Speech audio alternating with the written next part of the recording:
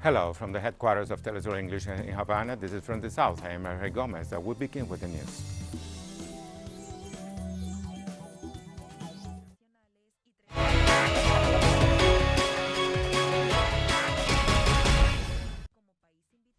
The pre-election silence period started on Thursday in Nicaragua, meaning an end to political campaigning.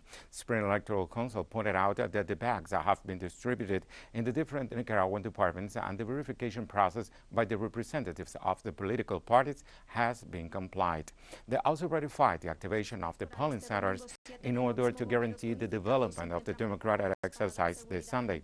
The mass media outlets are at the disposal of the electoral authorities to broadcast all news and information related to the election. Likewise, the National Police announced measures to adopt in order to guarantee the proper development of the process. Among the restrictions imposed is the prohibition of using firearms, the ban of transportation of chemical and explosive substances, and a hold in the sales of alcoholic beverages. Bomberos unificados se encuentran preparados para dar seguridad a nivel nacional desde sus 123 estaciones.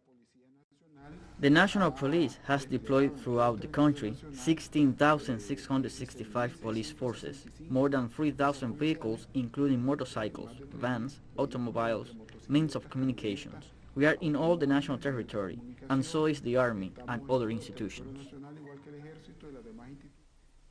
Nicaragua's Supreme Electoral Council and the National Council of Universities signed an agreement for the country's academic institutions to accompany the electoral process. Given the experience, technique, and professionalism acquired by our universities in different national and international electoral processes, we can act ethically and with transparency and quality in this civic party to be held on November 7. And on Thursday, Bolivia's prosecutor's office charged former de facto President Janina Áñez with 5 crimes and requests 6 more months of preventive detention. Áñez is accused of illegal nominations, unconstitutional resolutions, failure to comply with duties, anticipation or prolongation of functions, and complicity. In the accusation, the court has been asked to demand her arrest for 6 more months at the Miraflores Detention Center in La Paz, where she has been detained for the coup d'etat case. The request is also justified given the fact that she is also being investigated for other charges against the Constitution and laws under the mandate, as well as failure to fulfill her duties. In a coming hearing, her future will be decided.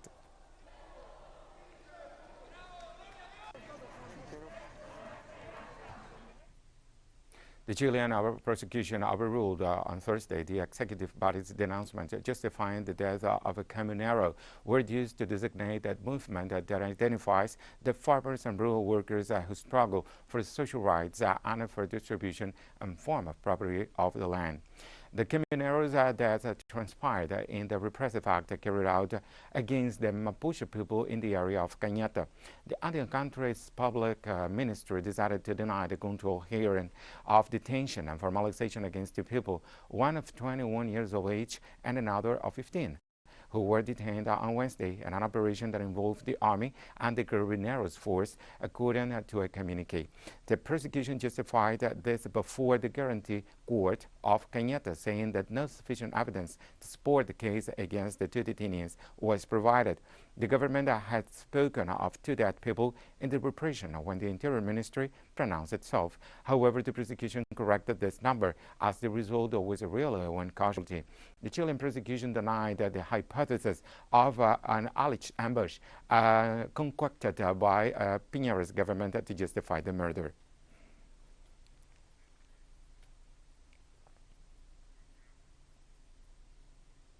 The unlawful use of toxic agricultural products in the north of Argentina resulted in a massive intoxication of people and damages crops.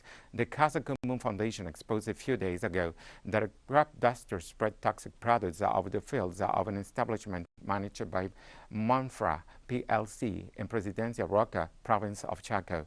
The agents affected the residents of the area who had to be attended in the local hospital for signs of poisoning.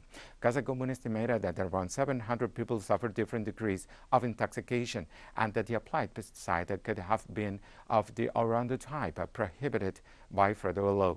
The fumigation effected on October 24th left many children and adults at the care of medical facilities in the rural area who, by the 29th of that month, had developed symptoms of vomit, diarrhea, and dehydration.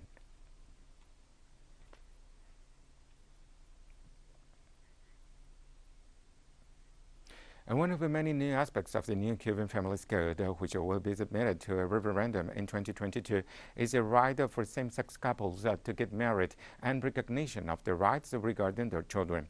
Our correspondent Fabiola Lopez brings us the story of a Cuban and his family hoping to benefit from the new code.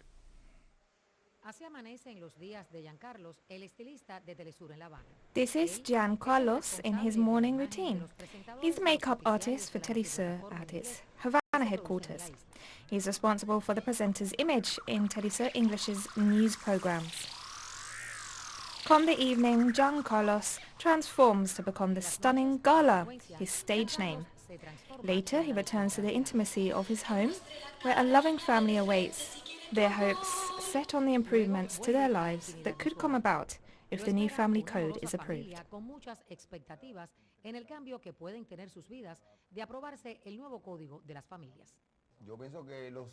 I think all rights should be the same for everyone.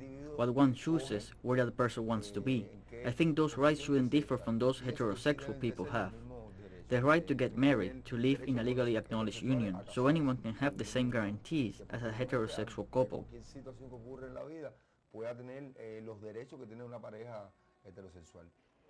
Giancarlos and his mother belong to the Trans-Cuba network of trans people, couples and families, through which she receives training and life skills that aid in the struggle for the recognition of the rights of people like her son. She also has faith in the approval of the new family code.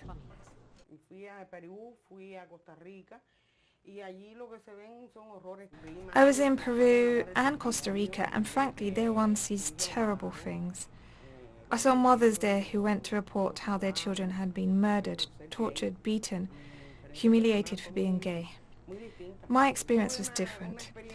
I went in my own right to the National Center for Sex Education, and there we had all sorts of help. We had these acting classes and really productive group projects. So I went for it, and as a mother I wanted to do that for him, to make him happy, and to have that experience myself. So I decided to sing with him.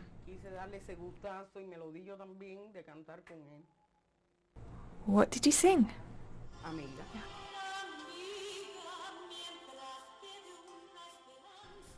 Giancarlos tells us how his life as a drag queen began with the fantasy of an impossible wedding. One day we went to a wedding and I saw a girl getting married. So I said, how nice, the wedding dress, the whole fantasy, the lifelong dream one has. Then we started talking about the whole, oh, so you do want to get married thing, and well, simply, we just couldn't. Of course, that doesn't stop us from doing it symbolically. He could now be very close to making his dream come true. I always say that if everyone comes with a respectful attitude, we can achieve many things. And not because we are gay do we demand more respect. We just ask everyone else to try on other pairs of shoes other than your own. We all have rights, and it's good to see changes that look out for the well-being and prosperity of every couple and family in general. Lawyer and activist Manuel Vázquez reminds us that the current family code only allows people of different gender to get married.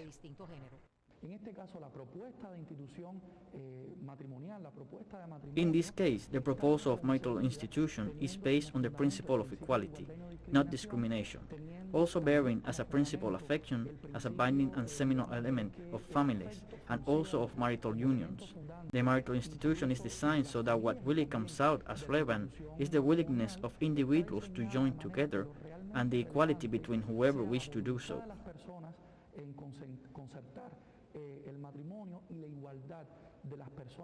Though this expert recognizes that there are still hard-line positions that create obstacles, he still believes that the new family code will be approved in the upcoming referendum. Oh yes, Cuban society will be the first to lose, all right, the first to lose the possibility of being happier, freer.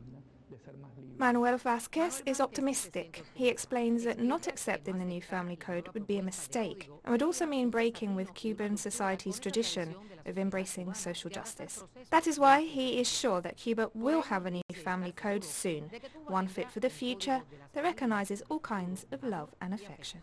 Fabiola Lopez, TeleSUR, La Habana. We'll be right back after this very short break.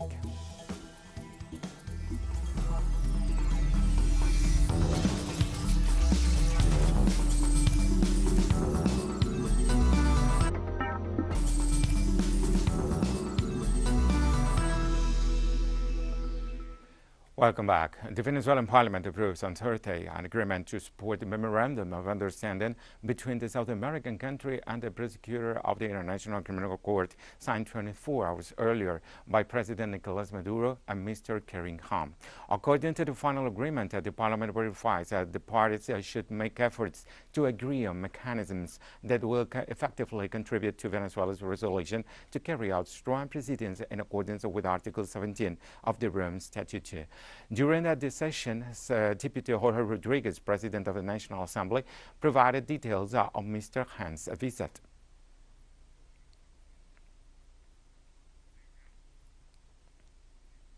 In an exclusive interview with TeleSUR, Venezuelan Attorney General Terego William Saab highlighted that despite the mainstream media's attacks on President Nicolas Maduro, justice is done in the country, something that commands respect from the International Criminal Court for the nation's institutions.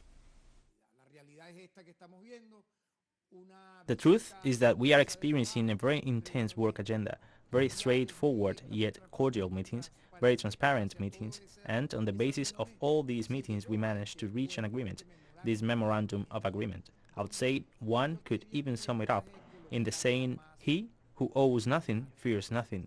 Venezuela, with its superior judicial bodies, with the public ministry and the ordinary courts, has delivered justice and has avoided impunity.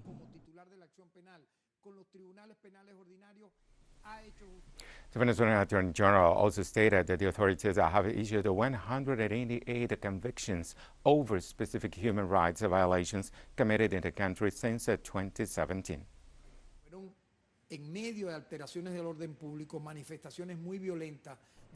It was at the midst of public disturbances, very violent expressions. We have the numbers and we handed them over to the prosecutor Ken.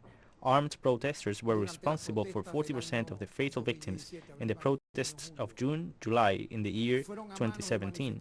Almost 15% were attributed to agents of the state. The rest were committed by civilians who even went as far as to put steel cables across public roads. They burned people alive. On that matter, we counted a total of 20 people who were burnt alive by unidentified civilians. The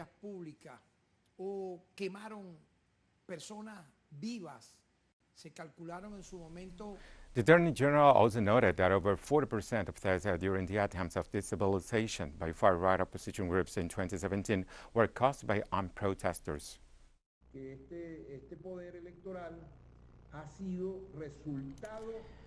This electoral branch is the result of extensive and intensive negotiations and agreements over several years, with ups and downs, with the difficulties that we are aware of, which in some cases have advanced, in others have not, but that in the year 2021 have provided enormous results, and one of the most important results, which has captured the attention of the entire national political spectrum and of international public opinion interest in Latin America and in Venezuela, which has captured the attention of the entire national political spectrum and of international public opinion interested in Latin America and in Venezuela, because a large part of the expectations for this dialogue to advance have been deposited in this National Electoral Council, appointed by the National Assembly as required by the Constitution.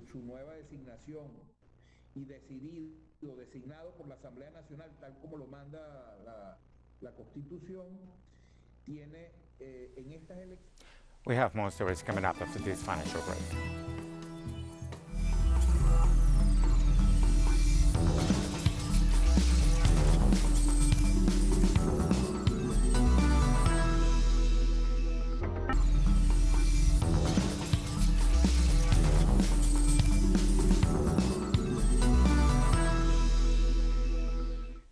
Welcome back. Nigerian security forces Friday rescued 6 people who had been seized at the university near the capital's international airport. The victims were kidnapped Tuesday from the University of Abuja in Nigeria, raising fears for security around the Nnamdi Azikiwe International Airport, some 20 kilometers away. The university said in its Facebook account that those taken were 4 staff members and their children. Police said Friday that the hostages were rescued in a joint operation by security agencies. Nigeria is struggling with widespread criminality as bandits have increasingly targeted schools and universities in recent months. Gangs have kidnapped at least 950 students since December 2020. According to the UN, most of the victims are released after negotiations with the captors. Violence is just one of the challenges facing President Muhammadu Buhari's government.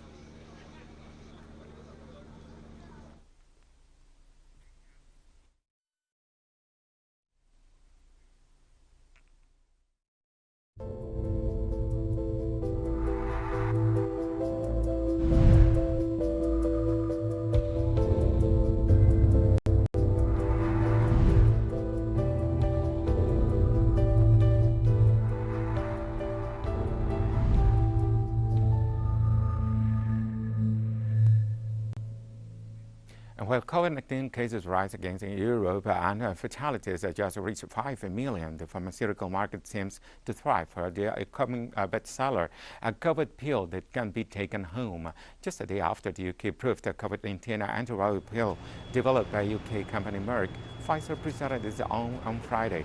The company, one of the first having a COVID vaccine, said its experimental pill cuts hospitalization and death risks by nearly 90% when taken on the early stages of the illness, based on a preliminary clinical trial involving 775 adults.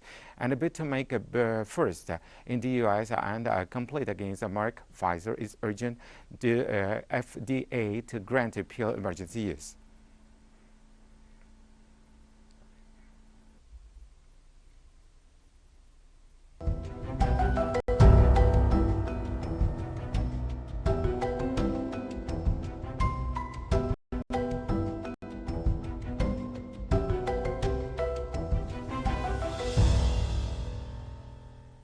The fourth day of the United Nations Climate Change Conference, COP26, was dedicated to climate finance. All the details are from our collaborators, Ian Bruce and Sabrina Fernandez.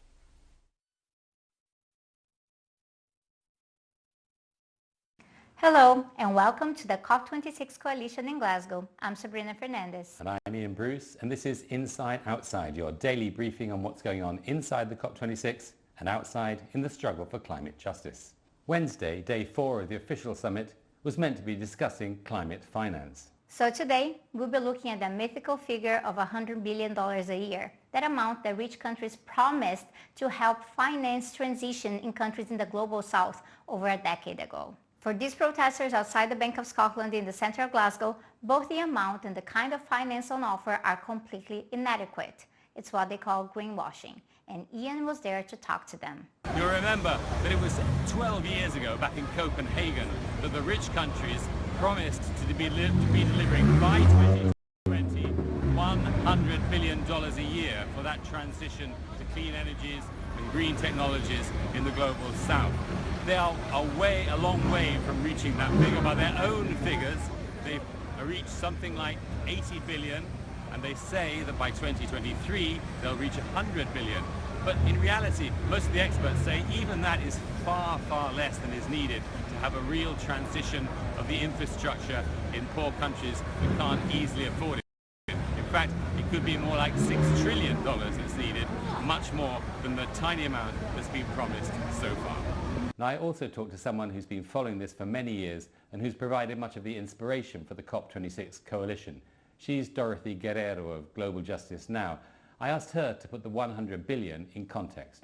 Well, actually the $100 billion, which came out first in Copenhagen, it was actually like a magic trick. It came out of the hat of Hillary Clinton when the developing country negotiators were ready to walk out in frustration because what was discussed then was 2 degrees centigrade warming, and most of the developing countries are saying that will mean like signing our death. certificate. So that means end of our agriculture, that would mean destruction of our livelihood. So to prevent the developing countries from being fully frustrated, and so that they can say we have a successful COP15 in Copenhagen, the $100 billion was taken out. Without any study, without any analysis, is that enough? Is that really what the developing country needs? When in fact, the $100 billion at that time was really very small. It's a crumb, those are crumbs in the table. Many studies then were already saying maybe 1.3 trillion, maybe 2 trillion. Well, 12 years from now, what we actually need, from then, 12 years, what we actually need is $6 trillion. For many activists from the Global South, the money that rich countries are providing today is money being used to finance their own companies, their own interests at the expense of local communities. Here's Rosa Marina Flores from Mexico.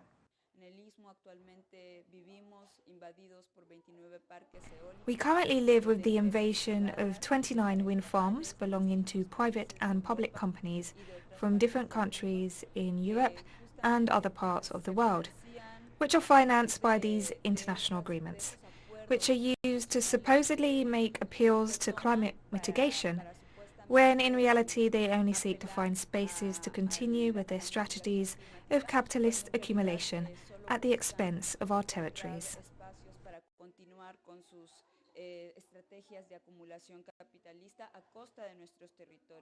Dorothy Guerrero also explained how climate finance is being used to revamp the banking sector.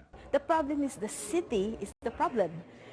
All these international financial institutions, what they do is push for loans, and this climate money will be given as loans to developing country to further put them in debt, and then they would have to, scrimp on resources and pay these debts. So that condition of, instead of increasing climate finance that will be managed by countries, they will give it to international financial institutions. That's like talking to the wolves and say, here, guard the ships.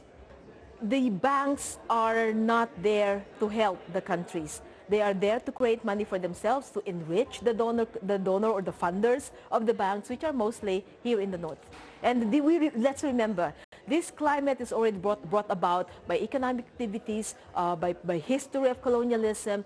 The UK and other developing countries became rich because of their polluting, because of the emissions they emitted, and now they still wanted to continue being rich with all these debts, with all these loans that they will give to the South.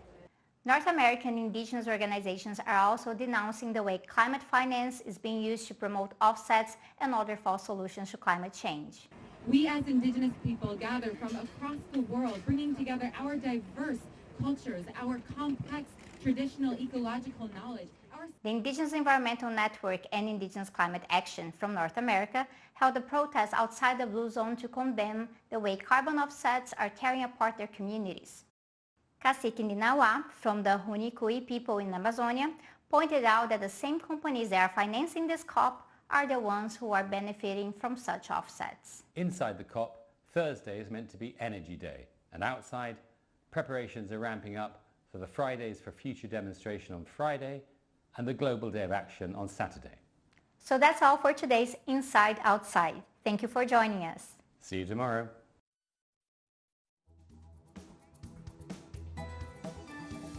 We've come to the end of today's news brief. You can find these and many other stories on our website at TeleSUR English. You can also follow us on social media for all the latest news. We're on Facebook, Twitter, Instagram, and Telegram. For TeleSUR English, I'm Ray Gomez. Thank you for watching.